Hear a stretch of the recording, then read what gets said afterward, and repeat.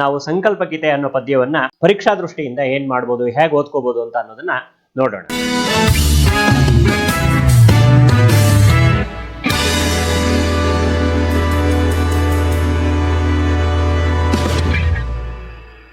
So ಈಗ ನಾವು ಇಲ್ಲಿ ಈ ಪದ್ಯದಲ್ಲಿ ಎಷ್ಟು ಪ್ರಶ್ನೆಗಳನ್ನ ಕೊಡ್ಬೋದು, ಯಾವ ತರದ ಪ್ರಶ್ನೆಗಳನ್ನ ಕೊಡ್ಬೋದು ಅಂತ ಅನ್ನೋದನ್ನ ನೋಡೋಣ. ನೋಡಿ, ಸ್ಮರಣೆಗೆ 11 ಪ್ರಶ್ನೆಗಳು, 24 ಅಂಕಗಳಿಗೆ ಪ್ರಶ್ನೆಗಳು ಇಲ್ಲಿದೆ.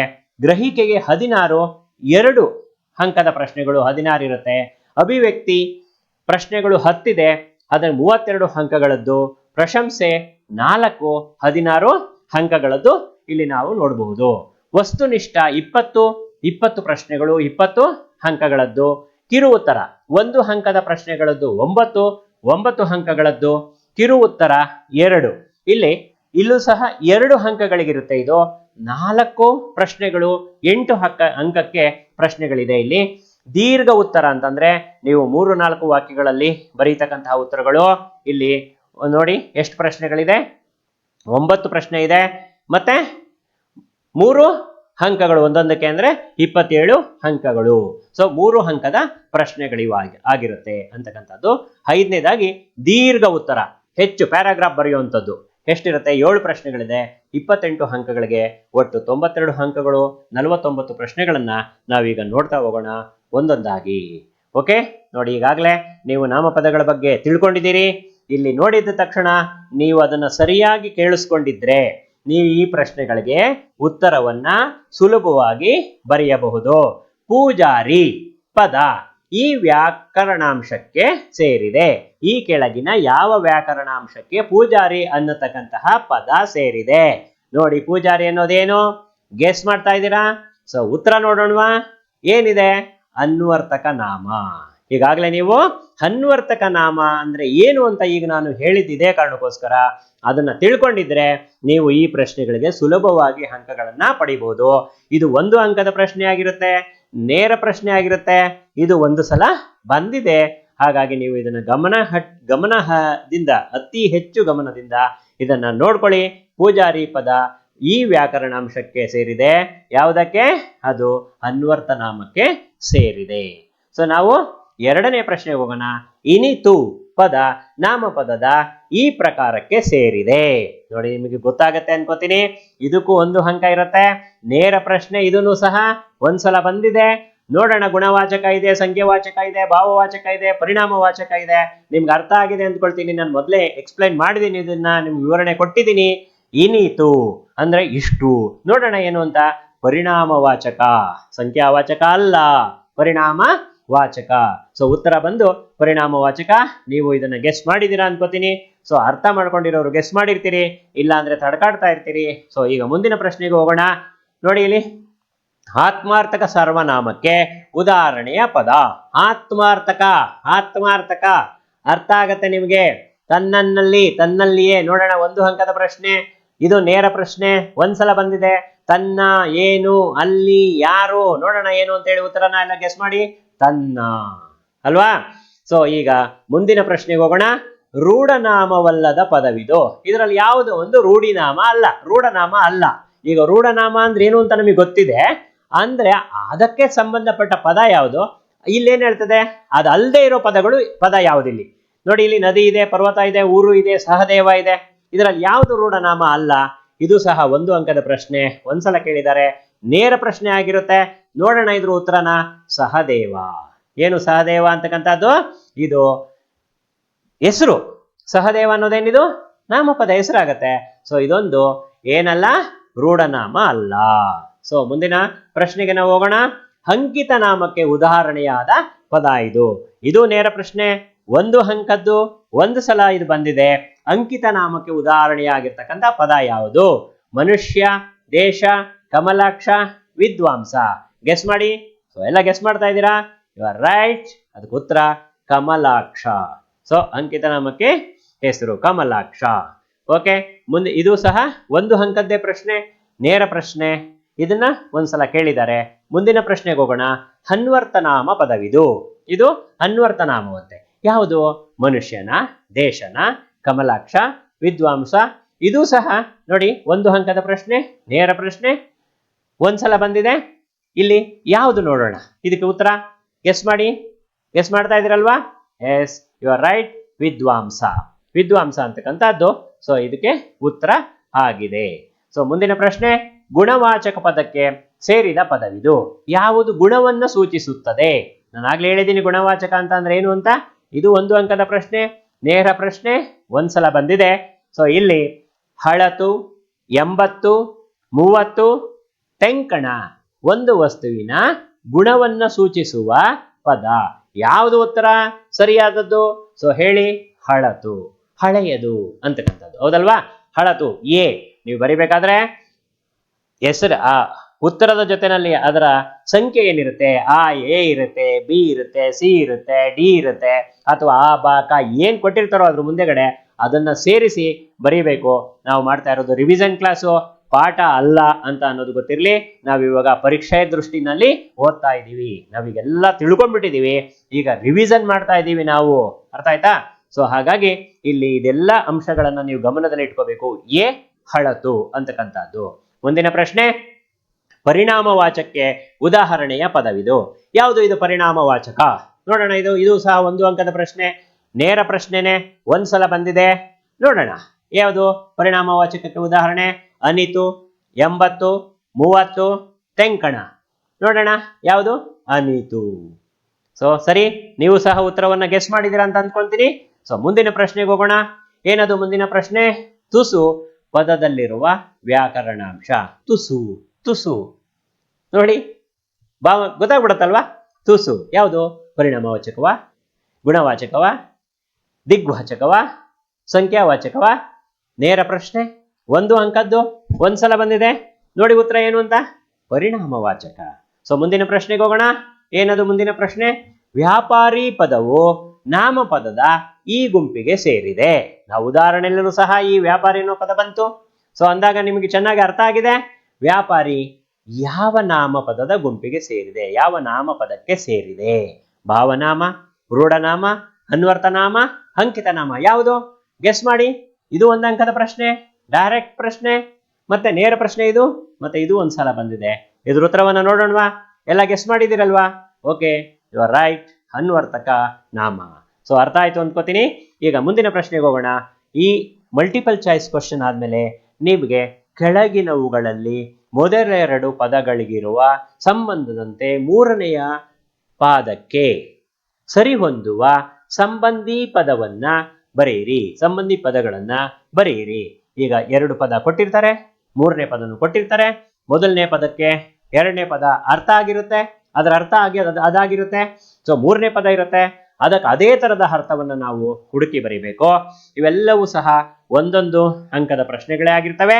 ಸೊ ಅದು ನೇರ ಪ್ರಶ್ನೆಗಳೇ ಆಗಿರ್ತವೆ. ಸೊ ನೋಡೋಣ ಈಗ. ಇಲ್ಲಿ ಒಳ್ಳೆಯ ಅಂತಕ್ಕಂಥದ್ದೇನು? ಗುಣವಾಚಕ, ಗುಣವನ್ನ ತಿಳಿಸುವಂಥದ್ದು. ತೆಂಕಣ ಏನದು? ಏನಿದು ನೋಡೋಣ. ಇದು 1 ಪ್ರಶ್ನೆ, 1 ಅಂಕದ ಪ್ರಶ್ನೆ, ನೇರ ಪ್ರಶ್ನೆ, ಒಂದ್ಸಲ ಬಂದಿದೆ. ತೆಂಕಣ ಏನ್ ಹೇಳುತ್ತೆ ಇದು? ಹೇಳಿ. ದಿಗ್ವಾಚಕ. ದಿಕ್ಕನ್ನ ಸೂಚಿಸುತ್ತಲ್ವಾ? ಪೂರ್ವ, ಪಶ್ಚಿಮ, ಉತ್ತರ, ದಕ್ಷಿಣ, ತೆಂಕಣ, ಪಡವಣ ದಿಕ್, ಇವೆಲ್ಲ ದಿಕ್ಕುಗಳಲ್ವಾ? ಸೊ ದಿಕ್ಕನ್ನು ಸೂಚಿಸೋದು ದಿಗ್ವಾಚಕ. 1 ಅಂಕದ ಪ್ರಶ್ನೆ ನೋಡ್ಕೊಳ್ಳಿ, ನೇರ ಪ್ರಶ್ನೆ. ಮುಂದಿನ ಪ್ರಶ್ನೆಗೆ ಹೋಗೋಣ. ನಾನು ಉತ್ತಮ ಪುರುಷ, ಇವರು ಎಂತ ಪುರುಷ? ಇದು 1 ಅಂಕದ ಪ್ರಶ್ನೆ, ನೇರ ಪ್ರಶ್ನೆ, ಒಂದ್ಸಲ ಬಂದಿದೆ. ನಾನು ಅನ್ನೋದು ಉತ್ತಮ ಪುರುಷ, ಸೊ ಇವರು ಅಂತಕ್ಕಂಥದ್ದು ಪ್ರಥಮ ಪುರುಷ. ಇವು ನೀವು ಓದ್ಕೊಂಡು ಅಭ್ಯಾಸ ಮಾಡ್ಕೊಂಡಿದ್ದೀರಿ ಆಗ್ಲೇ. ಪರೀಕ್ಷಾ ದೃಷ್ಟಿಯಿಂದ ಒಂದ್ಸಲ ಅಲ್ಲ 2 ಸಲ ನೀವು ಅವಾಗವಾಗ ಇವನ್ನ ತಿರುವಾಗ್ತಾ ಇರ್ಬೇಕು, ನೋಡ್ಕೊಳ್ತಾ ಇರ್ಬೇಕು. ಬರ್ದಿರೋಂಥ ನೋಟ್ಸ್ ಇರ್ಬೋದು, ವ್ಯಾಕರಣದ ಪುಸ್ತಕ ಇರ್ಬೋದು, ನಿಮ್ಮ ಶಿಕ್ಷಕರು ನಿಮ್ಗೆ ಏನು ಕಲಿಕೆಯ ಸಾಮಗ್ರಿಗಳನ್ನ ಕೊಟ್ಟಿರ್ತಾರೋ, ಸೊ ಬರ್ಸಿರ್ತಾರೋ ಅದನ್ನೆಲ್ಲ ನೀವು ಅವಾಗ ತಿರುವಾಗ್ತಾ ಇದ್ರೆ ಇವೆಲ್ಲ ಅವಾಗವಾಗ ನೆನಪಿನಲ್ಲಿ ಉಳಿತಾ ಹೋಗುತ್ತೆ. ಸೊ ಮುಂದಿನ ಪ್ರಶ್ನೆಗೆ ಹೋಗೋಣ. ನೀವು ಮಧ್ಯಮ ಪುರುಷ, ಅವು ಏನಂತೆ? ಪ್ರಥಮ ಪುರುಷ. ನೀವು ಮಧ್ಯಮ ಪುರುಷ, ಅವು ಪ್ರಥಮ ಪುರುಷ. ಇದು ಸಹ 1 ಅಂಕದ ಪ್ರಶ್ನೆ, ನೇರ ಪ್ರಶ್ನೆ, ಒಂದ್ಸಲ ಬಂದಿದೆ ಪರೀಕ್ಷೆನಲ್ಲಿ. ಸೊ ಇದನ್ನು ನೀವು ಗಮನವಿಟ್ಟು ನೋಡ್ಕೊಳ್ಳಿ. 50 ಸಂಖ್ಯಾಸೂಚಕ, 80 ಏನಂತೆ? 80 ಅದು ಸಹ ಸಂಖ್ಯಾಸೂಚಕವೇ. ನೋಡಿ ನೀವು ಈಗಾಗಲೇ ಸಂಖ್ಯಾಸೂಚಕ ಕೊಟ್ಬಿಟ್ಟವ್ರೆ, ಇದನ್ನ ಏನಂತ ಬರೀಬಹುದು ನೋಡೋಣ. ಪರಿಣಾಮವಾಚಕ ಅಂತ ಬರೆದು ಬಿಡೋಣವಾ? ಅಂತ ಕನ್ಫ್ಯೂಷನ್ ಆಗ್ಬೇಕು ನೀವು. ನೋಡಿ 50 ಸಂಖ್ಯಾಸೂಚಕವೇ, 80 ಸಂಖ್ಯಾಸೂಚಕವೇ? ಇದು 1 ಅಂಕದ ಪ್ರಶ್ನೆ ಆಗಿದೆ. ನೇರ ಪ್ರಶ್ನೆ ಒಂದ್ಸಲ ಬಂದಿದೆ. ಈ ತರ ಕನ್ಫ್ಯೂಷನ್ ಆಗಬೇಡಿ. ಅದಕ್ಕೆ ಅದೇ ಉತ್ತರ ಕೊಟ್ಬಿಟ್ಟವ್ರೆ, ಇದಕ್ಕೇನೋ ಬೇರೆ ಇರುತ್ತೆ ಅಂತೇಳಿ ಬರಿಬೇಡಿ. ನಿಮ್ಗೆ ಅರ್ಥ ಆಗಿದ್ರೆ ಇದೇನು ಅನ್ನೋದು ನಿಮ್ಗೆ ಪರ್ಫೆಕ್ಷನ್ ನಿಮ್ಗಿದ್ರೆ, ನಿಮ್ಗೆ ದೃಢತೆ ನಿಮ್ಮಲ್ಲಿದ್ರೆ, ಸೊ ನೀವು ಉತ್ತರವನ್ನ ಸರಿಯಾಗಿ ಬರೀತೀರಾ ಅಂತಕ್ಕಂತಹದ್ದು. ಇದು ಸಂಖ್ಯಾವಾಚಕವೇ. ಈಗ ಮುಂದಿನ ಪ್ರಶ್ನೆನಲ್ಲಿ ನದಿ ರೂಢನಾಮ, ವಿಜ್ಞಾನಿ ಏನು? ಇದು 1 ಅಂಕದ ಪ್ರಶ್ನೆ ಆಗಿದೆ. ಮತ್ತೆ ನೇರ ಪ್ರಶ್ನೆ ಆಗಿದೆ, ಒಂದ್ಸಲ ಬಂದಿದೆ. ಗ್ರಹಿಕೆಗೋಸ್ಕರ ಇಟ್ಟಿರ್ತಕ್ಕಂಥದ್ದು ಸುಲಭವಾಗಿರ್ತಕ್ಕಂತಹ ಪ್ರಶ್ನೆ. ಯಾವಾಗಪ್ಪ ಇದು ಸುಲಭ ಆಗುತ್ತೆ ಅಂತಂದ್ರೆ, ನಾವು ರೂಢನಾಮ ಅಥವಾ ಬೇರೆ ಈ ಏನು ನಾಮಪದದ ವಿಭಾಗಗಳು ಬಂದ್ವು ಅವೆಲ್ಲ ಏನು ಅಂತ ನಮಗೆ ಗೊತ್ತಿದ್ರೆ ಇದು ನಮಗೆ ಸುಲಭ ಆಗುತ್ತೆ. ಇದು ಸುಲಭವಾಗಿರ್ತಕ್ಕಂತಹ ಪ್ರಶ್ನೆ. ನೋಡೋಣ ವಿಜ್ಞಾನಿ ಏನು ಅನ್ನೋದನ್ನ. ಸೊ ಅನ್ವರ್ತನಾಮ. ಏನಿದು? ಅನ್ವರ್ತನಾಮ. ಓಕೆ, ಮುಂದಿನ ಪ್ರಶ್ನೆಗೆ ಹೋಗೋಣ. ನಾನು ಪುರುಷಾರ್ಥಕ ಸರ್ವನಾಮ. ನಾನು ಪುರುಷಾರ್ಥಕ ಸರ್ವನಾಮ ಯಾರು ಅನ್ನೋದೇನು ಅಂತ ನೋಡೋಣ. ಇದು ಸಹ 1 ಅಂಕದ ಪ್ರಶ್ನೆ, ನೇರ ಪ್ರಶ್ನೆ. ಸೊ ಒಂದ್ಸಲ ಬಂದಿದೆ. ಇದು ಸಾಧಾರಣವಾಗಿರ್ತಕ್ಕಂಥದ್ದು, ಸುಲಭವಾಗಿರ್ತಕ್ಕಂಥದ್ದಲ್ಲ. ಸ್ವಲ್ಪ ಸ್ಮರಣೆಗೆ ಅವಶ್ಯಕವಾಗಿರ್ತಕ್ಕಂಥ ಪ್ರಶ್ನೆ, ಸಾಧಾರಣ ಪ್ರಶ್ನೆ. ನೋಡೋಣ ಯಾರು ಅಂತಕ್ಕಂಥದ್ದು ಪ್ರಶ್ನಾರ್ಥಕ. ಏನ್ ಮಾಡ್ತೀವಿ ನಾವು? ಪ್ರಶ್ನೆ ಕೇಳ್ತೇವೆ. ಯಾರು ಅನ್ನೋದೇನು? ಪ್ರಶ್ನಾರ್ಥಕ. ಅರ್ಥ ಆಗ್ಬಿಡತ್ತೆಲ್ಲ. ಇವೆಲ್ಲ ನೀವು ತುಂಬಾ ಸುಲಭನಾಗಿ ಜ್ಞಾಪಕ ಇಟ್ಕೊಳ್ತಕ್ಕಂಥದ್ದು. ಮತ್ತೆ ಅದನ್ನ ಯೋಚಿಸಿ ಬರೆದಾಗ ಪೂರ್ಣ ಅಂಕಗಳು ನಿಮ್ಗೆ ಬರುತ್ತೆ. ಸೊ ಮುಂದಿನ ಪ್ರಶ್ನೆಗೆ ಹೋಗೋಣ. ಪರ್ವತ ರೂಢನಾಮ, ಧರ್ಮರಾಯ ಯಾವ ನಾಮ? ನೋಡೋಣ. ಧರ್ಮರಾಯ ಇದು 1 ಅಂಕದ ಪ್ರಶ್ನೆ, ಗ್ರಹಿಕೆಯಲ್ಲಿ ಸುಲಭವಾಗಿರ್ತಕ್ಕಂಥದ್ದು, ಮತ್ತೆ ನೇರ ಪ್ರಶ್ನೆ, ಜೊತೆಗೆ ಒಂದ್ಸಲ ಬಂದಿದೆ. ನೋಡೋಣ ಧರ್ಮರಾಯ ಅನ್ನೋದು ಏನು. ಗೊತ್ತಾಗಿದೆ ನಿಮ್ಗೆಲ್ಲ, ನೀವೆಲ್ಲ ಜಾಣರು. ಸೊ ಧರ್ಮರಾಯ ಅಂಕಿತ ನಾಮ, ಹೆಸರಲ್ವಾ? ಅಂಕಿತ ನಾಮ. ಮುಂದಿನ ಪ್ರಶ್ನೆಗೆ ಹೋಗೋಣ. ಶೂರದ್ರಪ್ಪನವರು ಯಾವುದನ್ನು ಎಚ್ಚರದಿಂದ ಮುನ್ನಡೆಸಬೇಕು ಎಂದು ಹೇಳಿದ್ದಾರೆ? ಈಗ ನೀವು 1 ಅಂಕದ ಸುಲಭವಾಗಿ ಬರೀತಕ್ಕಂತಹ ವಿಭಾಗಗಳು ಮುಗಿದ್ವು. 1 MCQ ಆಯ್ತು, ಎರಡನೇದು 2 ಪದಗಳು, ಮೊದಲೆರಡು ಪದಗಳಿಗಿರುವಂತೆ 3ನೇ ಪದಕ್ಕೆ ಬರೆಯಿರಿ ಅಂತ ಪದವನ್ನ ಬರೆಯಿರಿ ಅಂತಕ್ಕಂಥದ್ದಾಯ್ತು. ಸೊ ಅದಾದ ಮೇಲೆ ನಿಮಗೆ 1 ಅಂಕದ ಪ್ರಶ್ನೆಗಳು ಮುಖ್ಯವಾಗಿ ಬರ್ತವೆ. ಇವು ಪ್ರಶ್ನೆಗೆ ಉತ್ತರಗಳನ್ನ ಒಂದೊಂದು ವಾಕ್ಯದಲ್ಲಿ ಉತ್ತರ ಬರೆಯತಕ್ಕಂಥದ್ದಿರುತ್ತೆ. ನೋಡೋಣ ಅದರಲ್ಲಿ ಯಾವುದು ಅಂತ. ಶಿವರುದ್ರಪ್ಪನವರು ಯಾವುದನ್ನು ಎಚ್ಚರದಿಂದ ಮುನ್ನಡೆಸಬೇಕು ಎಂದು ಹೇಳಿದ್ದಾರೆ? 1 ಅಂಕದ ಪ್ರಶ್ನೆ. ಇದು ಗ್ರಹಿಕೆ ಸುಲಭವಾಗಿರ್ತಕ್ಕಂಥ ಪ್ರಶ್ನೆ, ಒಂದ್ಸಲ ಬಂದಿದೆ, ನೇರ ಪ್ರಶ್ನೆ ಆಗಿದೆ. ನೋಡೋಣ ಇದು ಉತ್ತರವನ್ನ. ಬಿರುಗಾಳಿಗೆ ಒಯ್ದಾಡುವ ಹಡಗನು ಎಚ್ಚರದಲ್ಲಿ ಮುನ್ನಡೆಸಬೇಕು. ಬಿರುಗಾಳಿಗೆ ಹೊಯ್ದಾಡುವ ಹಡಗನು ಎಚ್ಚರದಲ್ಲಿ ಮುನ್ನಡೆಸಬೇಕು ಎಂದು ಶಿವರುದ್ರಪ್ಪನವರು ಈ ಕವಿತೆಯಲ್ಲಿ ಹೇಳಿದ್ದಾರೆ. ಮುಂದಿನ ಪ್ರಶ್ನೆ, ನದಿ ಜಲಗಳು ಏನಾಗಿವೆ? ನದಿ ಮತ್ತು ಜಲಗಳು ಏನಾಗಿವೆ? 1 ಅಂಕದ ಪ್ರಶ್ನೆ. ನೋಡಿ 2 ಸಲ ಬಂದಿದೆ. ನೇರ ಪ್ರಶ್ನೆ, ಗ್ರಹಿಕೆಯಲ್ಲಿ ಸುಲಭವಾಗಿರ್ತಕ್ಕಂತಹ ಪ್ರಶ್ನೆ. ನೋಡೋಣ ಅದು ಏನು ಅಂತ ಹೇಳಿ. ನದಿ ಜಲಗಳು ಕಲುಷಿತವಾಗಿವೆ. ಎಷ್ಟು ಸಿಂಪಲ್ ಅಲ್ವಾ? ಎಷ್ಟು ಸುಲಭವಾಗಿ ನಾವು ಉತ್ತರ 1 ಅಂಕವನ್ನ ಪಡ್ಕೋಬಹುದಲ್ವಾ? ನದಿ ಜಲಗಳು ಕಲುಷಿತವಾಗಿವೆ. ಸೊ ಇನ್ನು ಮುಂದಿನ ಪ್ರಶ್ನೆಗೆ ಹೋಗೋಣ. ಏನದು ಪ್ರಶ್ನೆ? ಕಾಡು ಮೇಡುಗಳ ಸ್ಥಿತಿ ಹೇಗಿದೆ? ಕಾಡು ಮೇಡುಗಳ ಸ್ಥಿತಿ ಹೇಗಿದೆ? 1 ಅಂಕ, ನೇರ ಪ್ರಶ್ನೆ, ಒಂದ್ಸಲ ಬಂದಿದೆ, ಗ್ರಹಿಕೆಯಲ್ಲಿ ಸುಲಭವಾಗಿರ್ತಕ್ಕಂತಹದ್ದು. ಕಾಡು ಮೇಡುಗಳ ಸ್ಥಿತಿ ಹೇಗಿದೆ? ಕಾಡು ಮೇಡುಗಳ ಸ್ಥಿತಿ ಬರಡಾಗಿವೆ. ಕಾಡು ಮೇಡುಗಳು ಏನಾಗಿವೆ? ಅವು ಬರಡಾಗಿವೆ, ಎಲ್ಲ ಹಾಳಾಗಿದೆ ಅಂತಕ್ಕಂಥದ್ದು, ಬರಡಾಗಿದೆ. ಸೊ ಮುಂದಿನ ಪ್ರಶ್ನೆಗೆ ಹೋಗೋಣ. ಶಿವರುದ್ರಪ್ಪನವರು ಯಾವುದಕ್ಕೆ ಮುಂಗಾರು ಮಳೆಯಾಗಬೇಕು ಎಂದು ಹೇಳಿದ್ದಾರೆ? ಶಿವರುದ್ರಪ್ಪನವರು ಯಾವುದಕ್ಕೆ ಮುಂಗಾರು ಮಳೆಯಾಗಬೇಕು ಎಂದು ಹೇಳಿದ್ದಾರೆ? 1 ಅಂಕದ ಪ್ರಶ್ನೆ, ನೇರ ಪ್ರಶ್ನೆ, ಒಂದ್ಸಲ ಕೇಳಿದ್ದಾರೆ. ಇದು ಸಹ ಗ್ರಹಿಕೆಯಲ್ಲಿ ಸುಲಭವಾಗಿರ್ತಕ್ಕಂಥದ್ದು. ನೋಡೋಣ ಅದ್ರ ಉತ್ತರನ. ಕಲುಷಿತವಾಗಿರುವ ನದಿ ಜಲಗಳಿಗೆ ಮುಂಗಾರಿನ ಮಳೆಯಾಗಬೇಕು. ಯಾವುದಕ್ಕೆ ನಾವು ಮುಂಗಾರಿನ ಮಳೆ ಆಗಬೇಕು? ಕಲುಷಿತವಾಗಿರುವ ನದಿ ಜಲಗಳಿಗೆ ಮುಂಗಾರಿನ ಮಳೆ ನಾವು ಆಗಬೇಕು ಅಂತೇಳಿ ಶಿವರುದ್ರಪ್ಪನವರು ಹೇಳ್ತಾರೆ. ಮತ್ತೊಮ್ಮೆ ಇದು 1 ಅಂಕದ ಪ್ರಶ್ನೆ, ನೇರ ಪ್ರಶ್ನೆ ಆಗಿದೆ, ಒಂದ್ಸಲ ಕೇಳಿದ್ದಾರೆ. ಗಮನ ಇಟ್ಟು ಇವೆಲ್ಲ ಸಿಂಪಲ್ ಚಿಕ್ಕದಾಗಿ ಪದ್ಯನ ಎಕ್ಸ್ಪ್ಲೈನ್ ಮಾಡುವಾಗ ನೀವು ಅರ್ಥ ಮಾಡ್ಕೊಂಡಿದ್ರೆ, ಕೇಳಿಸ್ಕೊಂಡಿದ್ರೆ ಸರಿಯಾಗಿ, ಸೊ ಇದಕ್ಕೆಲ್ಲ ಉತ್ತರ ಸುಲಭವಾಗಿ ಬರೀಬಹುದು. ಸೊ ಮುಂದಿನ ಪ್ರಶ್ನೆ ನೋಡೋಣ. ಪ್ರೀತಿಯ ಹಣತೆಯನ್ನು ಎಲ್ಲಿ ಹಚ್ಚಬೇಕೆಂದು ಶಿವರುದ್ರಪ್ಪನವರು ಹೇಳಿದ್ದಾರೆ? ಪ್ರೀತಿಯ ಹಣತೆಯನ್ನ ಎಲ್ಲಿ ಹಚ್ಚಬೇಕು? ಇದು 1 ಅಂಕದ ಪ್ರಶ್ನೆ. ಒಂದ್ಸಲ ಕೇಳಿದ್ದಾರೆ. ನೇರ ಪ್ರಶ್ನೆ, ಇದು ಸಾಧಾರಣ ಸ್ಮರಣೆಯಲ್ಲಿ ಸಾಧಾರಣವಾಗಿರುವಂತಹ ಪ್ರಶ್ನೆ ಇದಾಗಿದೆ. ಉತ್ತರವನ್ನ ನೋಡೋಣ. ಸುತ್ತಲೂ ಕವಿದಿರುವ ಕತ್ತಲೆಯೊಳಗೆ ಪ್ರೀತಿಯ ಹಣತೆಯನ್ನ ಹಚ್ಚಬೇಕು ಎಂದು ಕವಿ ಹೇಳಿದ್ದಾರೆ. ಸುತ್ತಲೂ ಕವಿದಿರುವ ಕತ್ತಲೆಯೊಳಗೆ ಪ್ರೀತಿಯ ಹಣತೆಯನ್ನ ಏನ್ ಮಾಡಬೇಕು? ಹಚ್ಚಬೇಕು ಎಂದು ಕವಿ ಹೇಳಿದ್ದಾರೆ. ನೀವು ಪ್ರಶ್ನೆ ಕೇಳ್ತಿದ್ದ ಹಾಗೇನೆ ಉತ್ತರ ನೀವೇ ಹೇಳಬೇಕು. ನಾನು ಹೇಳೋದಕ್ಕೆ ಬದಲು ಉತ್ತರ ನಿಮ್ಮಲ್ಲಿ ಬರಬೇಕು. ನಿಮ್ಮ ನಾಲಿಗೆ ತುದಿನಲ್ಲಿ ಅದು ಉತ್ತರ ಬಂದಿರಬೇಕು. 1 ಅಂಕದ ಪ್ರಶ್ನೆ, ನೇರ ಪ್ರಶ್ನೆ ಅಂತ ಈಗಾಗಲೇ ಗೊತ್ತಾಗಿದೆ. ಸೊ ನೋಡೋಣ ಮುಂದಿನ ಪ್ರಶ್ನೆಯನ್ನ. ಶಿವರುದ್ರಪ್ಪನವರು ಯಾವುದನ್ನು ವಸಂತವಾಗುತ್ತಾ ಮುಟ್ಟಬೇಕೆಂದು ಹೇಳಿದ್ದಾರೆ? ನೋಡಿ, ಇದು ನೇರ ಪ್ರಶ್ನೆ, 1 ಅಂಕದ್ದು, ಒಂದ್ಸಲ ಕೇಳಿದ್ದಾರೆ. ಸ್ಮರಣೆಯಲ್ಲಿ ಸಾಧಾರಣದ ಪ್ರಶ್ನೆ ಇದಾಗಿದೆ.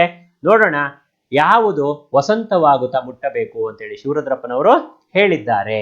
ಬರಡಾಗಿರುವ ಕಾಡು ಮೇಡುಗಳ ವಸಂತವಾಗುತ್ತಾ ಮುಟ್ಟಬೇಕಿದೆ. ಉತ್ತರ ನೆನ್ಪಿಟ್ಕೊಳ್ಳಿ. ಬರಡಾಗಿರ್ತಕ್ಕಂತಹ ಕಾಡು ಮೇಡುಗಳು ಏನಿದೆ ಅವೆಲ್ಲ ವಸಂತವಾಗುತ್ತಾ ಮುಟ್ಟಬೇಕಿದೆ. ಸೊ ಮುಂದಿನ ಪ್ರಶ್ನೆ, ಶಿವರುದ್ರಪ್ಪನವರು ಯಾವುದನ್ನು ಸೇತುವೆಯಾಗಬೇಕು ಎಂದು ಹೇಳಿದ್ದಾರೆ? ನೀವು ಪ್ರತಿ ಸಾಲುಗಳನ್ನ ಪದ್ಯವನ್ನ ಗಮನಿಸ್ತಾ ಹೋದ್ರೆ ನಿಮ್ಗೆ ಇವಕ್ಕೆಲ್ಲ ಉತ್ತರಗಳು ಸರಿಯಾಗಿ ಸಿಕ್ಬಿಡ್ತವೆ. ನೋಡೋಣ, 1 ಅಂಕದ ಪ್ರಶ್ನೆ, ನೇರ ಪ್ರಶ್ನೆ, ಒಂದ್ಸಲ ಕೇಳಿದ್ದಾರೆ. ಸಾಧಾರಣ ಸ್ಮರಣೆಯ ಈ ಪ್ರಶ್ನೆಗೆ ಉತ್ತರವನ್ನ ಮುಂದಿನ ಸ್ಲೈಡ್ ಅಲ್ಲಿ ನೋಡೋಣ. ಮನುಷ್ಯರ ನಡುವಿನ ಅಡ್ಡಗೋಡೆಗಳನ್ನ ಕೆಡವಿ ಪರಿಸರದಲ್ಲಿ ನಂಬಿಕೆಯನ್ನ ಮೂಡಿಸುವ ಸಹಬಾಳ್ವೆಗೆ ಸೇತುವೆಯಾಗಬೇಕು ಎಂದು ಕವಿ ಹೇಳಿದ್ದಾರೆ. ಯಾವುದಕ್ಕೆ ಸೇತುವೆಯಾಗಬೇಕು? ಇನ್ನೊಂದ್ಸಲ ನೋಡ್ಕೊಳ್ಳಿ ಉತ್ತರವನ್ನ. ಮನುಷ್ಯರ ನಡುವಿನ ಅಡ್ಡಗೋಡೆಗಳನ್ನ ಕೆಡವಿ ಪರಿಸರದಲ್ಲಿ ನಂಬಿಕೆಯನ್ನ ಮೂಡಿಸುವಂತಹ ಸಹಬಾಳ್ವೆಗೆ ನಾವು ಸೇತುವೆಯಾಗಬೇಕು ಎಂದು ಕವಿ ಹೇಳಿದ್ದಾರೆ. ಮುಂದಿನ ಪ್ರಶ್ನೆ, ಭಯ ಸಂಶಯದಲ್ಲಿ ಕಂಡಿದ್ದ ಕಣ್ಣಿನಲ್ಲಿ ಏನನ್ನು ಬಿತ್ತಬೇಕು? GS ಶಿವರುದ್ರಪ್ಪನವರು ಹೇಳಿದ್ದಾರೆ. ಏನನ್ನ ಬಿತ್ತಬೇಕಂತ ಶಿವರುದ್ರಪ್ಪನವರು ಹೇಳ್ತಾರೆ? ಇನ್ನೊಂದ್ಸಲ ಪ್ರಶ್ನೆ ನೋಡ್ಕೊಳ್ಳಿ. ಭಯ ಸಂಶಯದಲ್ಲಿ ಕಂಡಿದ್ದ ಕಣ್ಣಿನಲ್ಲಿ ಏನನ್ನು ಬಿತ್ತಬೇಕೆಂದು GS ಶಿವರುದ್ರಪ್ಪನವರು ಹೇಳಿದ್ದಾರೆ. 1 ಅಂಕದ ಪ್ರಶ್ನೆ, ಒಂದ್ಸಲ ಕೇಳಿದ್ದಾರೆ. ನೇರ ಪ್ರಶ್ನೆ, ಸಾಧಾರಣ ಸ್ಮರಣೆಯ ಈ ಪ್ರಶ್ನೆಯ ಉತ್ತರ ಏನು ನೋಡೋಣ. ಭಯ ಸಂಶಯದಲ್ಲಿ ಕಂದಿದ್ದ ಕಣ್ಣಲ್ಲಿ ನಾಳಿನ ಕನಸುಗಳನ್ನು ಬಿತ್ತಬೇಕು. ಇಷ್ಟು ಉತ್ತರ. ಮುಂದಕ್ಕೆ ಅಲ್ಲೇ ಬರೀರಿ. GS ಶಿವರುದ್ರಪ್ಪನವರು ಹೇಳಿದ್ದಾರೆ. ಭಯ ಸಂಶಯದಲ್ಲಿ ಕಂದಿದ್ದ ಕಣ್ಣಲ್ಲಿ ನಾಳಿನ ಕನಸನ್ನು ಬಿತ್ತಬೇಕೆಂದು GS ಶಿವರುದ್ರಪ್ಪನವರು ಹೇಳಿದ್ದಾರೆ. ಮುಂದಿನ ಪ್ರಶ್ನೆಗೆ ಹೋಗೋಣವಾ? ಕವಿ ಶಿವರುದ್ರಪ್ಪನವರು ಯಾವ ಎಚ್ಚರದಲ್ಲಿ ಬದುಕಬೇಕೆಂದು ಹೇಳಿದ್ದಾರೆ? ಯಾವ ಎಚ್ಚರದಲ್ಲಿ ಬದುಕಬೇಕು ಅಂತ ಕವಿ ಹೇಳಿದ್ದಾರೆ ನೋಡೋಣ. 1 ಅಂಕದ ಪ್ರಶ್ನೆ, 3 ಸಲ ಬಂದಿದೆ.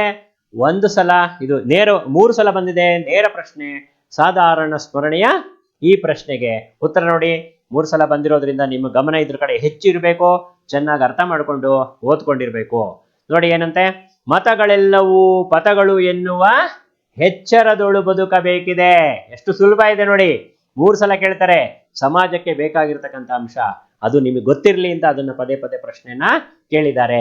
ಮತಗಳೆಲ್ಲವೂ ಪಥಗಳು ಎನ್ನುವ ಎಚ್ಚರದೊಳು ಬದುಕಬೇಕಿದೆ ಅಂತಕ್ಕಂಥದ್ದು ಇದಕ್ಕೆ ಉತ್ತರ. ಮುಂದಿನ ಪ್ರಶ್ನೆ ನೋಡೋಣ. ಈಗ 2 ಅಂಕದ ಪ್ರಶ್ನೆಗಳು. ಈ ಪ್ರಶ್ನೆ ನೋಡಿ, ಹೊಸ ಭರವಸೆಗಳನ್ನು ಮೂಡಿಸಿ ಯಾವುದರ ನಡುವೆ ಸೇತುವೆಯಾಗಬೇಕಿದೆ? ನೋಡಿ, ಒಂದೊಂದು ಪ್ರಶ್ನೆ ಇತ್ತು, ಒಂದೊಂದು ಅಂಕದ ಪ್ರಶ್ನೆಗಳಿದ್ವಲ್ಲ, ಅದರಲ್ಲಿ ಒಂದು 2 ಸೇರಿಸಿ ಇಲ್ಲಿ ಹೇಳಬೇಕಾಗತ್ತೆ. 2 ಪ್ರಶ್ನೆಯ ಉತ್ತರಗಳು ಇಲ್ಲಿ ಬರ್ತವೆ. ಪ್ರಶ್ನೆನೂ ಸಹ 2 ಸೇರ್ಕೊಂಡಿರ್ತವೆ.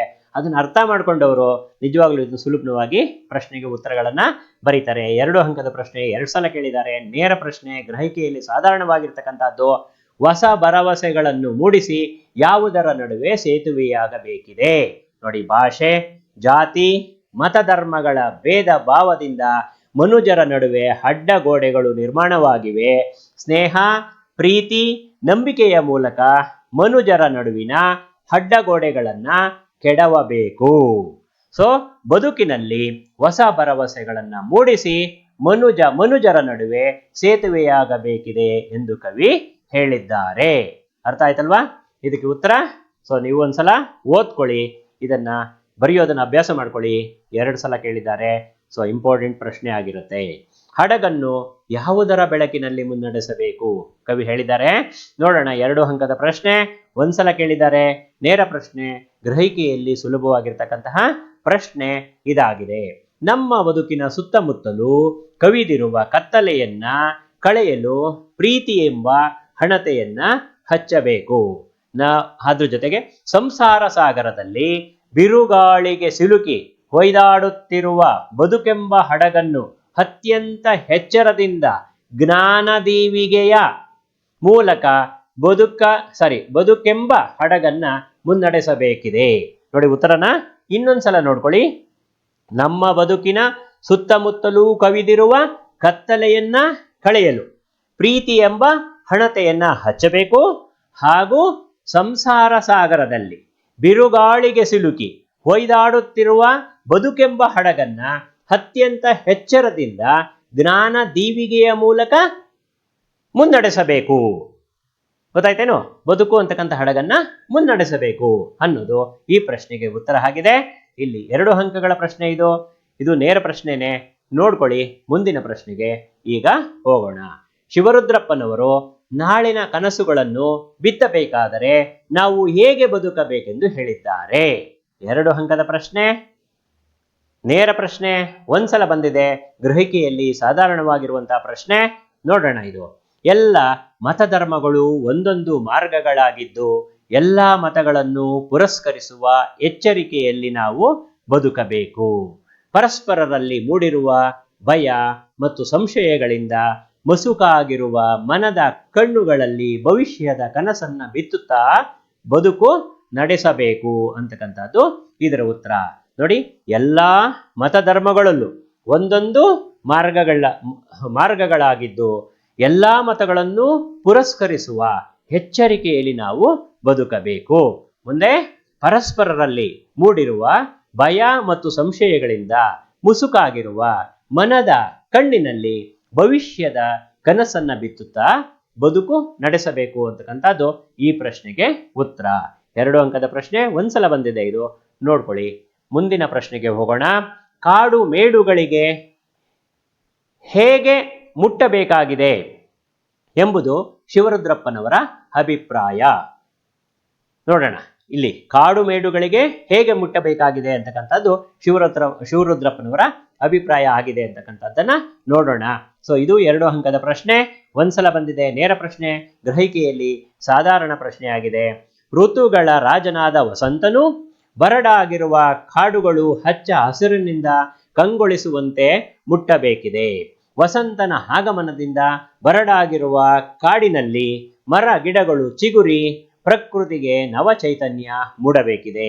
ಈ ಮೂಲಕ ಬರಡಾಗಿರುವಲ್ಲಿ ಧನಾತ್ಮಕ ಭಾವನೆ, ಆತ್ಮವಿಶ್ವಾಸ, ದೃಢ ಸಂಕಲ್ಪಗಳಿಂದ ಸಮೃದ್ಧಿ ಮೂಡಲಿ ಎಂಬುದು ಕವಿಯ ಆಶಯವಾಗಿದೆ. ಚೆನ್ನಾಗಿ ಓದ್ಕೊಳ್ಳಿ. 2 ಅಂಕದ ಪ್ರಶ್ನೆ.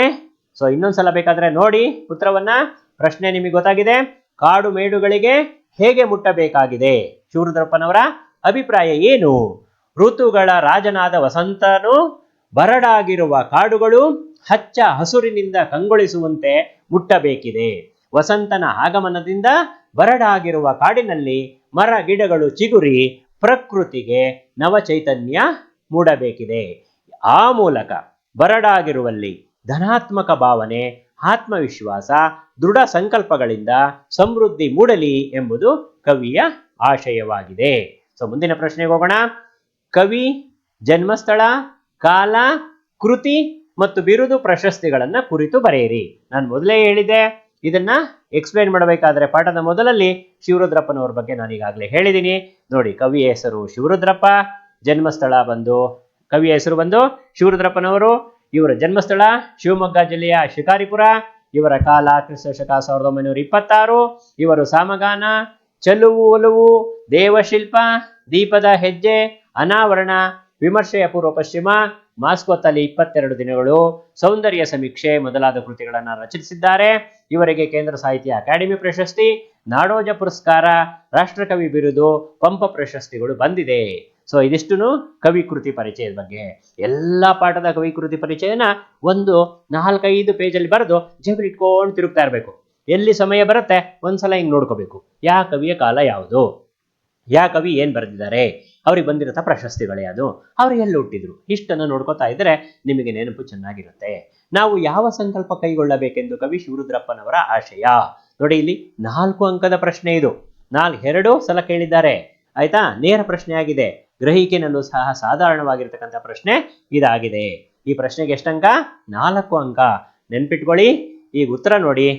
ನಮ್ಮ ಸುತ್ತಲೂ ಹಬ್ಬಿರುವ ದ್ವೇಷದ ಕತ್ತಲೆಯನ್ನ ಕಳೆಯಲು ಪ್ರೀತಿಯ ದೀಪವನ್ನು ಹಚ್ಚುವ, ಸಂಸಾರ ಸಾಗರದಲ್ಲಿ ಬಿರುಗಾಳಿಗೆ ಸಿಲುಕಿ ಒಯ್ದಾಡುತ್ತಿರುವ ಬದುಕೆಂಬ ಹಡಗನ್ನು ಎಚ್ಚರದಲ್ಲಿ ಮುನ್ನಡೆಸುವ, ಆಮೇಲೆ ಪರಿಸರ ಮಾಲಿನ್ಯದಿಂದ ಕಲುಷಿತವಾಗಿರ್ತಕ್ಕಂಥ ನದಿ ಜಲಗಳಿಗೆ ಶುದ್ಧೀಕರಿಸುವ ಮುಂಗಾರಿನ ಮಳೆಯಂತಹ ಪರಿಸರ ಪ್ರೇಮಿಯಾಗುವ, ಬರಡಾಗಿರುವ ಕಾಡು ಮೇಡುಗಳು ಹಚ್ಚ ಹಸುರಿನಿಂದ ಕಂಗೊಳಿಸಿ ಸಮೃದ್ಧವಾಗುವಂತಹ ವಸಂತ ಕಾಲವನ್ನ ಸೃಷ್ಟಿ ಮಾಡೋಣ.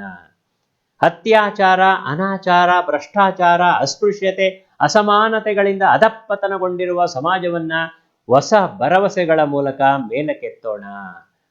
ಭಾಷೆ, ಜಾತಿ, ಮತ, ಧರ್ಮಗಳ ಭೇದ ಭಾವದಿಂದ ಮನುಜರ ನಡುವೆ ಉಂಟಾಗಿರುವ ಅಸಮಾನತೆಯ ಅಡ್ಡಗೋಡೆಯನ್ನ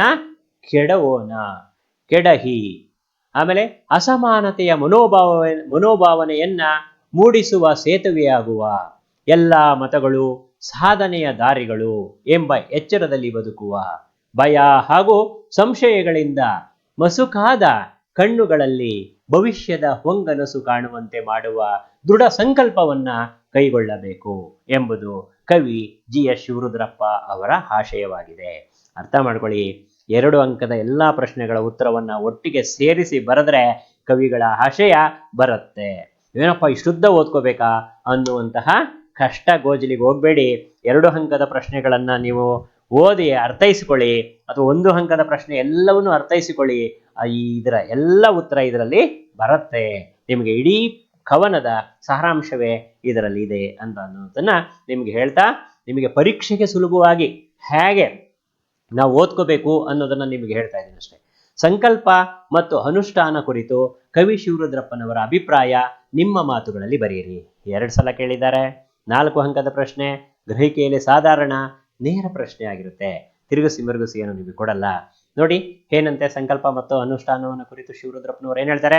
ನಾವು ಜೀವನದಲ್ಲಿ ಪ್ರೀತಿಯ ದೀಪವನ್ನ ಹಚ್ಚುವ ಸಂಕಲ್ಪ ಕೈಗೊಳ್ಳುವುದರಿಂದ ದ್ವೇಷರಹಿತ ಸಮಾಜ ನಿರ್ಮಾಣವಾಗಬಹುದು ಅಥವಾ ನಿರ್ಮಾಣ ಮಾಡಬಹುದು. ನಾವು ಬದುಕಿನಲ್ಲಿ ಎಚ್ಚರಿಕೆಯಿಂದ ಮುನ್ನಡೆಯುವ ಸಂಕಲ್ಪ ಕೈಗೊಳ್ಳುವುದರಿಂದ ಎಂತಹ ಸವಾಲುಗಳನ್ನು ಧೈರ್ಯವಾಗಿ ಎದುರಿಸಬಹುದು. ಮತ್ತು ನಾವು ಮುಂಗಾರಿನ ಮಳೆಯಂತೆ ಪರಿಸರ ಸಂರಕ್ಷಿಸುವ ಸಂಕಲ್ಪ ಕೈಗೊಳ್ಳುವುದರಿಂದ ನದಿ ಜಲಗಳನ್ನು ಶುದ್ಧವಾಗಿ ಇಟ್ಟುಕೊಳ್ಳಬಹುದು. ಕಾಡುಗಳು ಹಚ್ಚ ಹಸುರಿನಿಂದ ಸಮೃದ್ಧವಾಗುವಂತೆ ಮಾಡಬಹುದು. ನಾವು ಹೊಸ ಭರವಸೆಯನ್ನ ಮೂಡಿಸುವ ಸಂಕಲ್ಪ ಕೈಗೊಳ್ಳುವುದರಿಂದ ಸಮಾಜದ ನೈತಿಕ ಅಧಪ್ಪತನವನ್ನ ತಡೆಯಬಹುದು. ನಾವು ಸಮಾನತೆ ಮನೋಭಾವನೆಯುಳ್ಳವರಾಗುವ ಸಂಕಲ್ಪ ಕೈಗೊಳ್ಳುವುದರಿಂದ ಮನುಜರ ನಡುವಿನ ಸಮಾನತೆಯ ಅಡ್ಡಗೋಡೆಗಳನ್ನ ಕೆಡವಬಹುದು.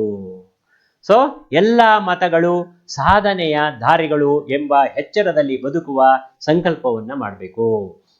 ಇದನ್ನ ಕೈಗೊಳ್ಳುವುದರಿಂದ ದೇಶದಲ್ಲಿ ಶಾಂತಿಯು ನೆಲೆಸುವಂತೆ ಮಾಡಬಹುದು. ಭಯ ಹಾಗೂ ಸಂಶಯಗಳಿಂದ ಮುಕ್ತರಾಗುವ ಸಂಕಲ್ಪ ಕೈಗೊಳ್ಳುವುದರಿಂದ ಭವಿಷ್ಯದ ಹೊಂಗನಸನ್ನ ಕಾಡಬಹುದು. ಹೀಗೆ ಕವಿ GS ಶಿವರುದ್ರಪ್ಪನವರು ಸಂಕಲ್ಪ ಮತ್ತು ಅನುಷ್ಠಾನವನ್ನ ಕುರಿತು ತಮ್ಮ ಅಭಿಪ್ರಾಯವನ್ನ ವ್ಯಕ್ತಪಡಿಸಿದ್ದಾರೆ. ಸೊ ಇದಿಷ್ಟು ಅಷ್ಟೇ. ಈ 2 ಪ್ರಶ್ನೆಗಳಿಗೆ ನೀವು ಸಂಪೂರ್ಣ ಪದ್ಯದ ಸಾರಾಂಶವನ್ನ ಚೆನ್ನಾಗಿ ಓದ್ಕೊಂಡಿರ್ಬೇಕಾಗತ್ತೆ. ನೋಡಿ 3 ಅಂಕದ ಪ್ರಶ್ನೆಗಳಿದೆ. ಇದು ಸಂದರ್ಭ ನಾನು ಪ್ರಾರಂಭದಲ್ಲೇ ಹೇಳಿದೆ, ಯಾವುದರಿಂದ ಆರಿಸಿಕೊಂಡಿದ್ದೇವೆ, ಯಾರು ಬರೆದಿದ್ದಾರೆ ಅನ್ನೋದು ಇಂಪಾರ್ಟೆಂಟ್ ಇದ್ರೆ ಅಲ್ಲಿ ನಿಮಗೆ 1 ಅಂಕ ಬರುತ್ತೆ. ಮಿಕ್ಕಿದ್ದನ್ನ ಇಲ್ಲಿ ಸಂದರ್ಭ ಮತ್ತೆ ಸ್ವಾರಸ್ಯ 2 ಬರೆಯೋದೇ ಬರುತ್ತೆ. ನೋಡಿ ಅಲ್ಲಿ ಕೇಳ್ತಾರಲ್ಲಿ ಸಂದರ್ಭ ಮತ್ತು ಸ್ವಾರಸ್ಯ 2 ಬರೀಬೇಕು. ಬರೀ ಸಂದರ್ಭ ಬರೆದ್ರೆ ಆಗಲ್ಲ, ಬರೀ ಸ್ವಾರಸ್ಯ ಬರೆದ್ರೂ ಆಗಲ್ಲ, 3 ಅಂಕ ಬರಲ್ಲ. ಈಗ ನೋಡಿ, ಹೊಸ ಭರವಸೆಗಳ ಕಟ್ಟೋಣ 2 ಅಂಕದ ಪ್ರಶ್ನೆ, 3 ಅಂಕದ ಪ್ರಶ್ನೆ 2 ಸಲ ಬಂದಿದೆ. ನೇರ ಪ್ರಶ್ನೆ, ಅಭಿವ್ಯಕ್ತಿನಲ್ಲಿ ಕಠಿಣವಾಗಿರ್ತಕ್ಕಂಥದ್ದು. ನೋಡಿ, ಹೊಸ ಭರವಸೆಗಳ ಕಟ್ಟೋಣ. ನೀವು ಎಲ್ಲ ಈ ಪದ್ಯದ ಈ ಪ್ರಶ್ನೆಗಳ ಮೊದಲಲ್ಲಿ ಬರೀಬೇಕಾಗಿರ್ತಕ್ಕಂಥ ವಿಷಯ ಒಂದೇ. ಈ ವಾಕ್ಯವನ್ನು GS ಶಿವರುದ್ರಪ್ಪ ಅವರು ರಚಿಸಿರುವ ಎದೆ ತುಂಬಿ ಹಾಡಿದೆನು ಕವನ ಸಂಕಲನದಿಂದ ಆಯ್ದ ಸಂಕಲ್ಪ ಗೀತೆ ಎಂಬ ಕವಿತೆಯಿಂದ ಆರಿಸಲಾಗಿದೆ. ಇದಿಷ್ಟು ಅಚ್ಚು, ಯಾವುದೂ ಬದಲಾವಣೆ ಇಲ್ಲ. ಯಾವುದೇ ಪ್ರಶ್ನೆಗಳು ಇದರಲ್ಲಿ ಸಂದರ್ಭಗಳು ಬಂದ್ರೂ GS ಶಿವರುದ್ರಪ್ಪ ಅವರು ರಚಿಸಿರುವ ಎದೆ ತುಂಬಿ ಹಾಡಿದೆನು ಕವನ ಸಂಕಲನದಿಂದ ಆಯ್ದ ಸಂಕಲ್ಪ ಗೀತೆ ಎಂಬ ಕವಿತೆಯಿಂದ ಆರಿಸಲಾಗಿದೆ. ಸೊ ನೆನಪಿರುತ್ತಲ್ವಾ? 3 ಪ್ರಶ್ನೆ, ಸಾರಿ ಈ ಪ್ರಶ್ನೆ 3 ಅಂಕದ್ದು, ನೇರ ಪ್ರಶ್ನೆ 2 ಸಲ ಕೇಳಿದ್ದಾರೆ. ಹಾಗಾಗಿ ಗಮನ ಇಟ್ಟು ಓದ್ಕೊಳ್ಳಿ. ಮುಂದೆ ನೋಡಿ, ಸಂದರ್ಭ ನೋಡಿ. ನಾವು ಹೊಸ ಭರವಸೆಯನ್ನು ಮೂಡಿಸುವ ಸಂಕಲ್ಪ ಕೈಗೊಳ್ಳುವುದರಿಂದ ಸಮಾಜದ ನೈತಿಕ ಅಧಃಪತನವನ್ನು ತಡೆಯಬಹುದು ಎಂದು ಕವಿ ತಮ್ಮ ಭಾವನೆಯನ್ನು ವ್ಯಕ್ತಪಡಿಸಿದ್ದಾರೆ. ಇಲ್ಲಿ ಯಾರಿಗೂ ಹೇಳಿಲ್ಲ, ತಮ್ಮ ಭಾವನೆಯನ್ನು ವ್ಯಕ್ತಪಡಿಸಿದ್ದಾರೆ. ಸ್ವಾರಸ್ಯ ಏನಾಗಾದ್ರೆ ಏನು, ಜೀವನದಲ್ಲಿ ಧನಾತ್ಮಕ ಮನೋಭಾವನೆಯನ್ನ ದೃಢ ಸಂಕಲ್ಪವನ್ನ ಹೊಂದಿರಬೇಕು ಎಂಬ ಮಾತು ಸ್ವಾರಸ್ಯ ಪೂರ್ಣವಾಗಿ ವ್ಯಕ್ತವಾಗಿದೆ. ಗೊತ್ತಾಯ್ತಾ? ಇದು ಸ್ವಾರಸ್ಯ ಬರೀಲೇಬೇಕು. ಸ್ವಾರಸ್ಯ ಬರೆದ್ರೆ 1 ಅಂಕ ನಿಮಗೆ ಸಿಕ್ಕತ್ತೆ. ಸೊ 3 ಅಂಕಗಳು ನಿಮಗೆ ಇಷ್ಟು ಬರೆದಾಗ ಸಿಗತ್ತೆ. ಮುಂದಿನ ಸಂದರ್ಭಕ್ಕೆ ಹೋಗೋಣ. ಏನದು? ಮುಂಗಾರಿನ ಮಳೆಯಾಗೋಣ. ಮುಂಗಾರಿನ ಮಳೆ ಆಗೋಣ. ನೋಡೋಣ. ಇದು ಸಹ 3 ಅಂಕದ ಪ್ರಶ್ನೆ, 1 ಸಲ ಕೇಳಿದ್ದಾರೆ. ನೇರ ಪ್ರಶ್ನೆ, ಅಭಿವ್ಯಕ್ತಿ ಸಾಧಾರಣವಾಗಿರ್ತಕ್ಕಂತಹ ಪ್ರಶ್ನೆ ಇದಾಗಿದೆ. ಉತ್ತರ, ಈ ವಾಕ್ಯವನ್ನ GS ಶಿವರುದ್ರಪ್ಪ ಅವರು ರಚಿಸಿರುವ ಎದೆ ತುಂಬಿ ಹಾಡಿದೆನು ಕವನ ಸಂಕಲನದಿಂದ ಆಯ್ದ ಸಂಕಲ್ಪ ಗೀತೆ ಎಂಬ ಕವಿತೆಯಿಂದ ಆರಿಸಲಾಗಿದೆ. ಗೊತ್ತಾಯ್ತಾ? ಈಗ ನೋಡೋಣ, ಸಂದರ್ಭ ನೋಡೋಣ. ನಾವು ಮುಂಗಾರಿನ ಮಳೆಯಂತೆ ಪರಿಸರ ರಕ್ಷಿಸುವ ಸಂಕಲ್ಪ ಕೈಗೊಳ್ಳುವುದರಿಂದ ನದಿ ಜಲಗಳನ್ನು ಶುದ್ಧವಾಗಿ ಇಟ್ಕೊಳ್ಳಬಹುದು ಎಂದು ಕವಿಗಳು ಸ್ವಾರಸ್ಯಪೂರ್ಣವಾಗಿ ತಮ್ಮ ಭಾವನೆಯನ್ನ ವ್ಯಕ್ತಪಡಿಸಿದ್ದಾರೆ. ಇಡೀ ಕವಿತೆನಲ್ಲಿ ಯಾರಿಗೂ ಹೇಳಲ್ಲ, ಅವರು ತಮ್ಮ ಭಾವನೆಯನ್ನ ವ್ಯಕ್ತಪಡಿಸ್ತಾರೆ. ಅದನ್ನ ನೀವು ಅರ್ಥ ಮಾಡಿಕೊಂಡು ಆ ವಾಕ್ಯದಲ್ಲಿ ಸೇರಿಸ್ಕೋಬೇಕಾಗತ್ತೆ. ನಾವು ಮುಂಗಾರಿನ ಮಳೆಯಂತೆ ಪರಿಸರ ಸಂರಕ್ಷಿಸುವ ಸಂಕಲ್ಪ ಕೈಗೊಳ್ಳುವುದರಿಂದ ನದಿ ಜಲಗಳನ್ನು ಶುದ್ಧವಾಗಿ ಇಟ್ಟುಕೊಳ್ಳಬಹುದು ಎಂದು ಕವಿಗಳು ಸ್ವಾರಸ್ಯಪೂರ್ಣವಾಗಿ ತಮ್ಮ ಭಾವನೆಗಳನ್ನು ವ್ಯಕ್ತಪಡಿಸಿದ್ದಾರೆ. 3 ಅಂಕದ ಪ್ರಶ್ನೆ, ನೇರ ಪ್ರಶ್ನೆ ಮತ್ತೊಮ್ಮೆ ಹೇಳ್ತಾ ಇದ್ದೀನಿ. 1 ಸಲ ಕೇಳಿದ್ದಾರೆ. ಮತ್ತೆ ಇದರ ಸ್ವಾರಸ್ಯವನ್ನು ನೋಡೋಣ. ಏನು ಈ ಪ್ರಶ್ನೆಯ ಸ್ವಾರಸ್ಯ, ಈ ವಾಕ್ಯದ ಸ್ವಾರಸ್ಯ? ಕವಿ ಜೀವನದಲ್ಲಿ ಧನಾತ್ಮಕ ಮನೋಭಾವನೆಯನ್ನು ದೃಢ ಸಂಕಲ್ಪವನ್ನು ಹೊಂದಿರಬೇಕು ಎಂಬ ಮಾತನ್ನ ಸ್ವಾರಸ್ಯಪೂರ್ಣವಾಗಿ ವ್ಯಕ್ತಪಡಿಸಿದ್ದಾರೆ. ಸೊ ಇದನ್ನ ನಮ್ಗೆ ಹೇಳ್ಕೊಟ್ಟಿದ್ದಾರೆ. ಓಕೆ, ಮುಂದಿನ ಪ್ರಶ್ನೆಗೆ ಹೋಗೋಣ. ಪ್ರೀತಿಯ ಹಣತೆಯ ಹಚ್ಚೋಣ. ಇದು ಒಂದು ಮುಖ್ಯವಾಗಿರ್ತಕ್ಕಂತಹ ಪದ, ವಾಕ್ಯ ಆಗಿದೆ. ನೋಡೋಣ. ಇದೊಂದು 3 ಅಂಕದ ಪ್ರಶ್ನೆ, 1 ಸಲ ಕೇಳಿದ್ದಾರೆ. ನೇರ ಪ್ರಶ್ನೆ, ಅಭಿವ್ಯಕ್ತಿನಲ್ಲಿ ಸಾಧಾರಣವಾಗಿರ್ತಕ್ಕಂತಹ ಉತ್ತರ ಪ್ರಶ್ನೆ ಇದು. ನೋಡೋಣ ಉತ್ತರವನ್ನ. ಆಯ್ಕೆ, ಈ ವಾಕ್ಯವನ್ನು GS ಶಿವರುದ್ರಪ್ಪ ಅವರು ರಚಿಸಿರುವ, ಹೇಳ್ತಾ ಹೋಗ್ಬೇಕು, ನಾನು ಏನ್ ಹೇಳ್ತಾ ಇದ್ದೀನಿ ನೀವು ಟಕ ಟಕ ಟಕ ಅಂತ ನೀವು ಜೊತೆನಲ್ಲಿ ಹೇಳ್ತಾ ಹೋದ್ರೆ ಅದು ಎಲ್ಲರಿಗೂ ಸಹ LKGನವರು ಟ್ವಿಂಕಲ್ ಟ್ವಿಂಕಲ್ ಲಿಟ್ಲ್ ಸ್ಟಾರ್ ಹೇಳ್ತಾರಲ್ವಾ, ಹೇಳಿ ಹೇಳಿ ಹೇಳಿ ಹೆಂಗ್ ಬರುತ್ತೋ ಹಂಗ್ ಬಂದ್ಬಿಡ್ಬೇಕು ನಿಮ್ಗೆ. GS ಶಿವರುದ್ರಪ್ಪ ಅವರು ರಚಿಸಿರುವ ಎದೆ ತುಂಬಿ ಹಾಡಿದೆನು ಕವನ ಸಂಕಲನದಿಂದ ಆಯ್ದ ಸಂಕಲ್ಪ ಗೀತೆ ಎಂಬ ಕವನದಿಂದ ಆರಿಸಲಾಗಿದೆ. ಸೊ ಮುಂದೆ ಸಂದರ್ಭ. ನಾವು ಮುಂಗಾರಿನ ಮಳೆಯಂತೆ ಪರಿಸರ ಸಂರಕ್ಷಿಸುವ ಸಂಕಲ್ಪ ಕೈಗೊಳ್ಳುವುದರಿಂದ ನದಿ ಜಲಗಳನ್ನು ಶುದ್ಧವಾಗಿ ಇಟ್ಟುಕೊಳ್ಳಬಹುದು ಎಂದು ಕವಿಗಳು ಸ್ವಾರಸ್ಯಪೂರ್ಣವಾಗಿ ತಮ್ಮ ಭಾವನೆಗಳನ್ನ ವ್ಯಕ್ತಪಡಿಸಿದ್ದಾರೆ. ಇಲ್ಲಿ ಇದರಲ್ಲಿ ಸ್ವಾರಸ್ಯಪೂರ್ಣವಾಗಿ ತಮ್ಮ ಭಾವನೆಯನ್ನು ವ್ಯಕ್ತಪಡಿಸಿದ್ದಾರೆ, ಅಭಿವ್ಯಕ್ತಪಡಿಸಿದ್ದಾರೆ. ಈ ವಾಕ್ಯ ಎಲ್ಲರಿಗೂ ನೆನಪಿರ್ಲಿ ಎಲ್ಲ ಸಂದರ್ಭದಲ್ಲಿ. ಸ್ವಾರಸ್ಯ, ಕವಿ ಜೀವನದಲ್ಲಿ ಧನಾತ್ಮಕ ಮನೋಭಾವನೆಯ ದೃಢ ಸಂಕಲ್ಪವನ್ನು ಹೊಂದಿರಬೇಕು ಎಂಬ ಮಾತು ಸ್ವಾರಸ್ಯಪೂರ್ಣವಾಗಿ ವ್ಯಕ್ತವಾಗಿದೆ. ಸೊ ನೋಡೋಣ ಮುಂದಿನ ಪ್ರಶ್ನೆ. ಎಚ್ಚರದಲ್ಲಿ ಮುನ್ನಡೆಸೋಣ. ಇದರಲ್ಲಿ ಇರ್ತಕ್ಕಂಥ ಪ್ರತಿಯೊಂದು ಸಾಲನ್ನು ಸಹ ನಾವು ಸಂದರ್ಭದಲ್ಲಿ ಬಳಸ್ಕೋಬಹುದು. ಎಚ್ಚರದಲ್ಲಿ ಮುನ್ನಡೆಸೋಣ. 3 ಅಂಕದ ಪ್ರಶ್ನೆ, ನೇರ ಪ್ರಶ್ನೆ, 1 ಸಲ ಕೇಳಿದ್ದಾರೆ. ಸೊ ನೋಡೋಣ. ಅಭಿವ್ಯಕ್ತಿ ಸಾಧಾರಣವಾಗಿರ್ತಕ್ಕಂತಹ ಪ್ರಶ್ನೆ ಇದು. ಇದ್ರ ಉತ್ತರ. ಸೊ ಈ ವಾಕ್ಯವನ್ನ GS ಶಿವರುದ್ರಪ್ಪ ಅವರು ರಚಿಸಿರುವ ಎದೆ ತುಂಬಿ ಹಾಡಿದೆನು ಕವನ ಸಂಕಲನದಿಂದ ಆಯ್ದ ಸಂಕಲ್ಪ ಗೀತೆ ಎಂಬ ಕವಿತೆಯಿಂದ ಆರಿಸಲಾಗಿದೆ. ಸೊ ಎಲ್ಲ ಜೋರಾಗಿ ಹೇಳಿದ್ರಲ್ಲ ನನ್ನ ಜೊತೆನಲ್ಲಿ. ಸೊ ಈಗ ಸಂದರ್ಭವನ್ನ ನೋಡೋಣ. ಏನಿದ್ರ ಸಂದರ್ಭ? ಎಲ್ಲಾ ಮತಗಳು ಸಾಧನೆಯ ದಾರಿಗಳು ಎಂಬ ಎಚ್ಚರದಲ್ಲಿ ಬದುಕುವ ಸಂಕಲ್ಪ ಕೈಗೊಳ್ಳುವುದರಿಂದ ದೇಶದಲ್ಲಿ ಶಾಂತಿಯು ನೆಲೆಸುವಂತೆ ಮಾಡಬಹುದು ಎಂದು ಕವಿಗಳು ತಮ್ಮ ಭಾವನೆಯನ್ನ ವ್ಯಕ್ತಪಡಿಸಿದ್ದಾರೆ. ನೋಡೋಣ ಸ್ವಾರಸ್ಯ. ಕವಿ ಜೀವನದಲ್ಲಿ ಧನಾತ್ಮಕ ಮನೋಭಾವನೆಯ ದೃಢ ಸಂಕಲ್ಪವನ್ನ ಹೊಂದಿರಬೇಕು ಎಂಬ ಮಾತನ್ನ ಸ್ವಾರಸ್ಯಪೂರ್ಣವಾಗಿ ಹೇಳಿದ್ದಾರೆ. ಇಲ್ಲಿ ಅದೇ ಸ್ವಾರಸ್ಯ. ಅರ್ಥ ಆಯ್ತಾ? ಏನು? ಜೀವನದಲ್ಲಿ ಧನಾತ್ಮಕ ಮನೋಭಾವನೆ ದೃಢ ಸಂಕಲ್ಪವನ್ನ ಹೊಂದಿರಬೇಕು ಪ್ರತಿಯೊಬ್ಬ ಅಂತಕ್ಕಂಥದ್ದನ್ನ ಕವಿ ತಿಳಿಸಿದ್ದಾರೆ. 3 ಅಂಕದ ಪ್ರಶ್ನೆ, ನೇರ ಪ್ರಶ್ನೆ, ಒಂದ್ಸಲ ಕೇಳಿದ್ದಾರೆ. ಇದನ್ನ ಅರ್ಥ ಮಾಡ್ಕೊಂಡು ಓದ್ಕೊಳ್ಳಿ. ವಸಂತವಾಗುತ್ತಾ ಮುಟ್ಟೋಣ, ವಸಂತವಾಗುತ್ತಾ ಮುಟ್ಟೋಣ 2 ಸಲ ಕೇಳಿದ್ದಾರೆ. ನೇರ ಪ್ರಶ್ನೆ, ಅಭಿವ್ಯಕ್ತಿ ಸಾಧಾರಣ ಪ್ರಶ್ನೆ, ಇದು 3 ಅಂಕದ ಪ್ರಶ್ನೆ. ಉತ್ತರ ನೋಡೋಣ. ಆಯ್ಕೆ: ಈ ವಾಕ್ಯವನ್ನ GS ಶಿವರುದ್ರಪ್ಪ ಅವರು ರಚಿಸಿರುವ ಎದೆ ತುಂಬಿ ಹಾಡಿದೆನು ಕವನ ಸಂಕಲನದಿಂದ ಆಯ್ದ ಸಂಕಲ್ಪ ಗೀತೆ ಎಂಬ ಕವಿತೆಯಿಂದ ಆರಿಸಲಾಗಿದೆ. ಈಗ ಸಂದರ್ಭ: ಪ್ರಕೃತಿಯಲ್ಲಿ ಮರಗಿಡಗಳು ನವಚೈತನ್ಯವನ್ನ ಪಡೆಯಲು ಸಮೃದ್ಧಿಯನ್ನು ಮುಟ್ಟುವ ಸಂಕಲ್ಪ ತೊಡಬೇಕೆಂದು ಕವಿ ಆಶಿಸುತ್ತಾರೆ. ಇದೇ ಕವಿ ಆಶಯ. ಅಂದ್ರೆ ಕವಿ ತನ್ನ ಆಶಯದಲ್ಲಿ ಏನಂತ ಹೇಳ್ತಾರೆ? ಪ್ರಕೃತಿಯಲ್ಲಿ ಮರಗಿಡಗಳು ನವಚೈತನ್ಯವನ್ನ ಪಡೆಯಲು ಸಮೃದ್ಧಿಯನ್ನು ಮುಟ್ಟುವ ಸಂಕಲ್ಪ ತೊಡಬೇಕೆಂದು ಕವಿ ಆಶಿಸುತ್ತಾರೆ. ಸ್ವಾರಸ್ಯ ಏನಂತೆ? ಕವಿ ಜೀವನದಲ್ಲಿ ಧನಾತ್ಮಕ ಮನೋಭಾವನೆಯನ್ನು ದೃಢ ಸಂಕಲ್ಪವನ್ನು ಹೊಂದಿರಬೇಕು ಅಂತಕ್ಕಂಥದ್ದೇ ಇದರ ಸ್ವಾರಸ್ಯ ಆಗಿದೆ. ಕೆಡವುತ ಸೇತುವೆಯಾಗೋಣ. ನಾನೇನು ನಿಮ್ಗಾಗ್ಲೇ ಹೇಳಿದೆ, ಪದ್ಯದ ಪ್ರತಿಯೊಂದು ಸಾಲಿಗೂ ಸಹ ಸ್ವಾರಸ್ಯ ಮತ್ತೆ ಸಂದರ್ಭ ಇದೆ ಅಂತಕ್ಕಂಥದ್ದು. ಆಯ್ತಾ? ಕೆಡವುತ ಸೇತುವೆ ಯಾಗೋಣ, ಇದು ಸಹ 3 ಅಂಕಕ್ಕೆ ಕೇಳುವಂತ ಪ್ರಶ್ನೆ. ಒಂದ್ಸಲ ಕೇಳಿದ್ದಾರೆ. ನೇರ ಪ್ರಶ್ನೆ, ಅಭಿವ್ಯಕ್ತಿಯಲ್ಲಿ ಸ್ವಲ್ಪ ಕಠಿಣವಾಗಿರ್ತಕ್ಕಂಥದ್ದು. ಕೆಡವುತ ಸೇತುವೆ ಯಾಗೋಣ. ನೋಡೋಣ ಆಯ್ಕೆ. ಈ ವಾಕ್ಯವನ್ನ GS ಶಿವರುದ್ರಪ್ಪ ಅವರು ರಚಿಸಿರುವ ಎದೆ ತುಂಬಿ ಹಾಡಿದೆನು ಕವನ ಸಂಕಲನದಿಂದ ಆಯ್ದು ಸಂಕಲ್ಪ ಗೀತೆ ಎಂಬ ಕವಿತೆಯಿಂದ ಆರಿಸಲಾಗಿದೆ. ಓಕೆ, ಈಗ ಸಂದರ್ಭ ನೋಡೋಣ.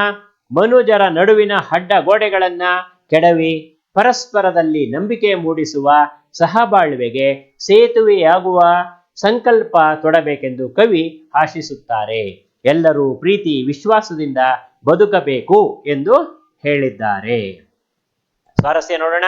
ಕವಿ ಜೀವನದಲ್ಲಿ ಧನಾತ್ಮಕ ಮನೋಭಾವನೆಯನ್ನ ದೃಢ ಸಂಕಲ್ಪವನ್ನ ಹೊಂದಿರಬೇಕು ಅಂತಕ್ಕಂಥದ್ದೇನೇನೆ ನೋಡಿ. ಹೆಚ್ಚು ಕಡಿಮೆ ಎಲ್ಲ ಸ್ವಾರಸ್ಯನೂ ಸಹ ಅಷ್ಟೇ ಆಗಿದೆ. ಇಲ್ಲಿ ಕವಿಗಳಿಗೆ ಧನಾತ್ಮಕ ಮನೋಭಾವ ಬರಬೇಕು, ದೃಢ ಸಂಕಲ್ಪ ಹೊಂದಿರಬೇಕು ಅನ್ನೋದೇನೆ ಇದರ ಒಂದು ಸ್ವಾರಸ್ಯ ಆಗಿದೆ.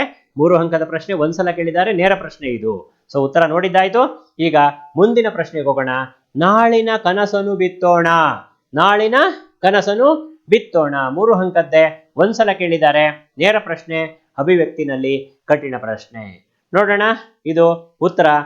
ಈ ವಾಕ್ಯವನ್ನು GS ಶಿವರುದ್ರಪ್ಪ ಅವರು ರಚಿಸಿರುವ ಎದೆ ತುಂಬಿ ಹಾಡಿದೆನು ಕವನ ಸಂಕಲನದಿಂದ ಆಯ್ದ ಸಂಕಲ್ಪ ಗೀತೆ ಎಂಬ ಕವಿತೆಯಿಂದ ಆರಿಸಲಾಗಿದೆ. ಸೊ ಇದನ್ನು ಇನ್ನೊಂದ್ಸಲ ಹೇಳ್ತಾ ಹೋಗ್ಬೇಕಾ ಪ್ರತಿ ಸಲನೋ? ಆಯ್ತು, ನಿಮಗೂ ಮನಸ್ಸಿನಲ್ಲಿ ಹಚ್ಚೊತ್ತಬೇಕು. ಹೇಳ್ತಾ ಹೋಗೋಣ. ಈಗ ಸಂದರ್ಭ ನೋಡೋಣ. ಶಾಂತಿ ಮತ್ತು ಸಮೃದ್ಧವಾದ ಭವಿಷ್ಯದ ಸಮಾಜ ನಿರ್ಮಾಣಕ್ಕೆ ಸಂಕಲ್ಪ ತೊಡಲು ಕರೆ ಕೊಟ್ಟಿದ್ದಾರೆ. ಯಾರು? ಕವಿ GS ಶಿವರುದ್ರಪ್ಪನವರು. ಗೊತ್ತಿರಲಿ. ಈಗ ಸ್ವಾರಸ್ಯ ಏನು? ಕವಿ ಜೀವನದಲ್ಲಿ ಧನಾತ್ಮಕ ಮನೋಭಾವನೆಯನ್ನು ದೃಢ ಸಂಕಲ್ಪವನ್ನು ಹೊಂದಿರಬೇಕು. ಇಲ್ಲಿ ಬಂದಿರತಕ್ಕಂಥ ಎಲ್ಲ ಸಂದರ್ಭಗಳ ಸ್ವಾರಸ್ಯವೂ ಸಹ ಕವಿ ಇದೇ ಮುಖ್ಯವಾಗಿರ್ತಕ್ಕಂಥದ್ದು. ನೆನ್ಪಿಟ್ಕೊಳ್ಳಿ, ಸುಲಭವಾಗಿ ಇದರಲ್ಲೂ ಒಂದು ಅಂಕವನ್ನು ನೀವು ಪಡ್ಕೋಬಹುದು. ಗೊತ್ತಾಯ್ತಾ? ನೋಡಿ, ಇದಿಷ್ಟು ಈಗ ಸಂದರ್ಭಗಳು ಸ್ವಾರಸ್ಯ ಸಹಿತ ಆಯ್ತು. ಈಗ ನಾವು ಮುಂದೆ ಕೆಳಗಿನ ಪದ್ಯ ಭಾಗವನ್ನು ಪೂರ್ಣಗೊಳಿಸಿ ಬರೆಯಿರಿ. 3 ಅಂಕ ಕೇಳ್ತಾರೆ. ನೇರವಾಗಿ ಬರೀಬೇಕಾದಂಥದ್ದು ಒಂದ್ಸಲ ಕೇಳಿದ್ದಾರೆ. ಅಭಿವ್ಯಕ್ತಿ ಸಾಧಾರಣವಾಗಿರ್ತಕ್ಕಂಥದ್ದಿದು. ನೋಡಿ, ಈಗ ಯಾವ ಪದ್ಯ ಕೇಳ್ತಾರಲ್ಲಿ? ಕಲುಷಿತವಾದಿ ಅಲ್ವಾ? ಅಲ್ಲಿಂದ ಪ್ರಾರಂಭವಾಗಿ ಮುಟ್ಟೋಣ ಅನ್ನುವರೆಗೆ ನಾವು ಬರೀಬೇಕಾಗತ್ತೆ. ಆಮೇಲೆ ಎರಡನೇದು ಮತಗಳೆಲ್ಲವೂ ಅನ್ನತವಿಂದ ಹಿಡಿದು ಬಿತ್ತೋಣ ಅನ್ನೋವರೆಗೂ ನೀವು ಓದ್ಕೊಳ್ಳಿ. ಸೊ ಪದ್ಯದ ಮೊದಲಲ್ಲಿ ನಾವು ಪದ್ಯವನ್ನು ಓದಿದ್ದೇವೆ. ಸೊ ಆ ಪದ್ಯವನ್ನ ನೀವು ಬಹ್ಯಾಟ್ ಮಾಡ್ಕೊಳ್ಳಿ, ಬರೆದು ಅಭ್ಯಾಸ ಮಾಡ್ಕೊಳ್ಳಿ. ಎಲ್ಲಾದ್ರೂ ಸ್ಪೆಲ್ಲಿಂಗ್ ಮಿಸ್ಟೇಕ್ ಮಾಡ್ತೀರಾ, ಕಾಗುಣಿತಗಳು ವ್ಯತ್ಯಾಸ ಆಗಿದೆಯಾ, ಎಲ್ಲಾದ್ರೂ ಏತುವ ಓತುವ ತಲಕಟ್ಟು ಒತ್ತುಗಳನ್ನ ಬಿಟ್ಟಿದೀವಾ, ಪ್ರತಿಯೊಂದನ್ನು ಗಮನ ಹರಿಸ್ಬೇಕಾಗತ್ತೆ. ಯಾಕೆ ಇಲ್ಲಿ ನಾವು ಅದನ್ನೆಲ್ಲ ಗಮನ ಹರಿಸ್ಬೇಕಾಗತ್ತೆ ಅಂದ್ರೆ ಕಂಠಪಾಠ ಇದ್ದದ್ದನ್ನ ಇದ್ದ ಹಾಗೆ ಬರೀಬೇಕಾಗಿರ್ತಕ್ಕಂಥದ್ದು. 1 ಸಲ 2 ಸಲ ನಿಮ್ಮನ್ನ ನೀವೇ ಪರೀಕ್ಷೆ ಮಾಡಿಕೊಂಡು ಇದನ್ನ ನೀವು ಮಾಡ್ತಾ ಇರಿ. ಸಂಕಲ್ಪ ಗೀತೆಯಲ್ಲಿ ಬರ್ತಕ್ಕಂಥ ಪ್ರಶ್ನೆಗಳಿಗೆ ಎಲ್ಲ ಪ್ರಶ್ನೆಗೂ ಸಹ ಸುಲಭವಾಗಿ ಉತ್ತರ ಮಾಡಬಹುದು. ನೀವೆಲ್ಲರೂ ಸಹ ಚೆನ್ನಾಗಿ ಓದಿ ಅಭ್ಯಾಸ ಮಾಡಿ ಒಳ್ಳೆ ಅಂಕಗಳನ್ನ ಪಡ್ಕೊಳ್ಳಿ ಅಂತ ಹೇಳ್ತಾ, ಸಂಕಲ್ಪ ಗೀತೆಗಳು ಈ ಪದ್ಯವನ್ನ ನೀವು ಪರೀಕ್ಷೆಗೆ ತುಂಬಾ ಚೆನ್ನಾಗಿ ಓದ್ಕೊಂಡು ಸೊ ಇದರಲ್ಲಿ ಬರ್ತಕ್ಕಂಥ ಎಲ್ಲ ಪ್ರಶ್ನೆಗಳಿಗೂ ಸಹ ಉತ್ತರವನ್ನ ಬರೆದು ಒಳ್ಳೆಯ ಅಂಕಗಳನ್ನ ಪಡ್ಕೊಳ್ತೀರಾ ಅಂತ ಹೇಳ್ತಾ ಇಷ್ಟು ಹೊತ್ತು ಈ ಸಂಕಲ್ಪ ಗೀತೆ ಪುನರಾವರ್ತನೆಯ ತರಗತಿಯನ್ನ ಕೇಳಿದ್ದಕ್ಕೆ ನಿಮ್ಮೆಲ್ಲರಿಗೂ ಸಹ ಧನ್ಯವಾದಗಳನ್ನ ಅರ್ಪಿಸ್ತೇನೆ. ನಮಸ್ಕಾರ.